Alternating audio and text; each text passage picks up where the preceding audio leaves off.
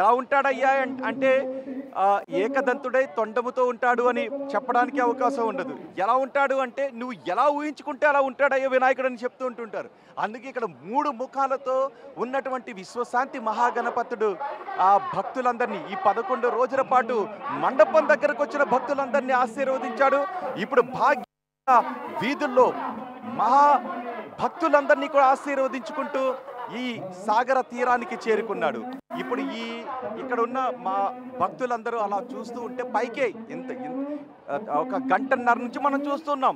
ఎవరి తలలు చూసినా కూడా ఆకాశం వైపే కనబడుతున్నాయి. ఆకాశం అంత మహాగణపయ్య భక్తులను అదిగో ఆ అభయ హస్తంతో ఆశీర్వదిస్తాడు. చూడొచ్చు మన సుమతి అక్కడ 3 ముఖాలున్న గణపతి మనకి ఒక చేతిలో శంకు కనబడుతుంది, ఒక చేతిలో చక్రం కనబడుతుంది, మరో చేతిలో రుద్రాక్షలు కనబడుతున్నాయి, ఒక చేతితో అభయహస్తాన్ని ఇస్తున్నాడు, మరో చేతిలో వేదాలు కనబడుతూ ఉన్నాయి, మరో చేతిలో లడ్డు కనబడుతుంది, మరో చేతిలో కమలం కనబడుతుంది, ఇంకొక చేతిలో ఆయుధం కనబడుతూ ఉంది.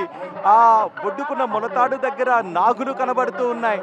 ఏకదంతుడు ఆ ఉండ్రాలను బాగా భుజించిన భక్తులిచ్చినటువంటి ఉండ్రాలను బాగా భుజించినటువంటి ఆ ఏకదంతుడు లోక కళ్యాణం కోసం భక్తులను ఆశీర్వదించుకుంటూ మరికొద్దిసేపట్లో గంగమ్మ ఒడిలోకి వెళ్ళి ఆ సుందర దృశ్యం నిజానికి మాటల్లో చెప్పలేదు. ఇప్పటికే మనకి చిన్న చిన్న వినాయకులను తీసుకుని వస్తూ ఉన్నారు.